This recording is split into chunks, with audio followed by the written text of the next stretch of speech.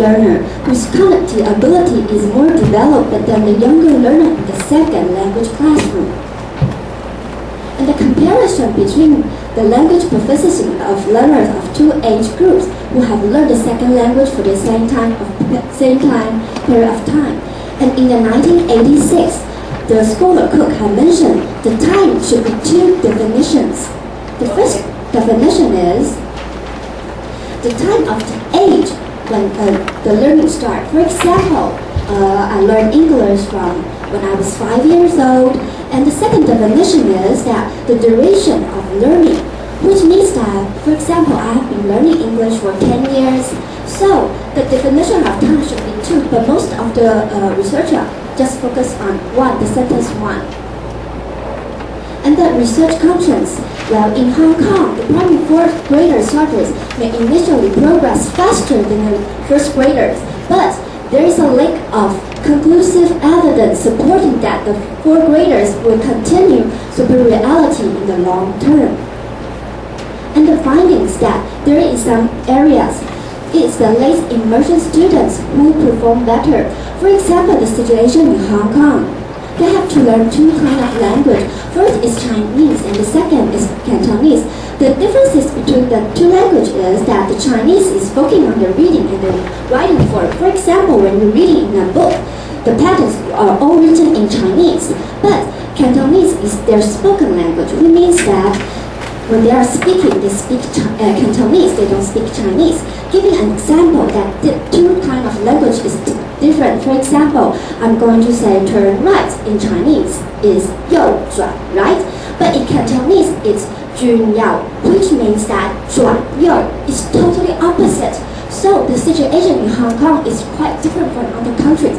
For example, the situation in Taiwan, we learn Chinese, right? And Chinese is our reading and writing patterns and also the speaking words. So the situation in Taiwan, in Hong Kong is quite different with the others. So the working group suggests that the student in Hong Kong should learn English from the first grade in the primary school. But in fact, now Hong Kong they start to learn English since at the first grade. It's because that before 1997, Hong Kong belongs to the England, so they pay more focus on learning English. And they started to learn Chinese, the Mandarin Chinese, from the first grader to the sixth grade. Finally, my personal reflection. First is I think that the mother tongue plays an important role. Just as I mentioned, the Hong Kong situation is different from Taiwan, so I think maybe the Hong Kong students that are learning Chinese and Cantonese, these two kinds of language may affect in their learning the second language, English.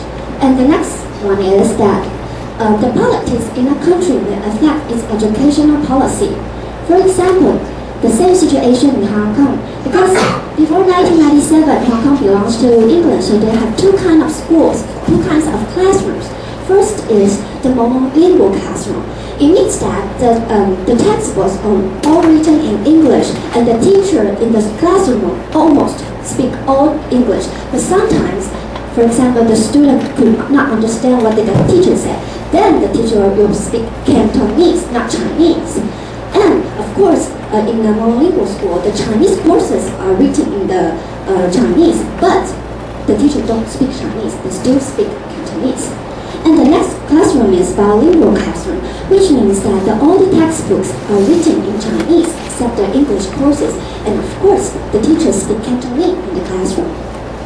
And I think in the situation they have two kinds of classrooms because the English government before the 1997, they want to focus on learning English. But now, today, 2008, the education in Hong Kong has a little bit different because after 1997, it returns to the rule of China. So now today they have another courses which called Mandarin Chinese. And the students are not only going to learn the writing form and the reading form, but also they have to learn practice speaking in Chinese. So I think that a country's policy might affect their educational policy. And this is the end of my presentation. Thank you for your listening. And is there any questions about my presentation? Good. Thank you.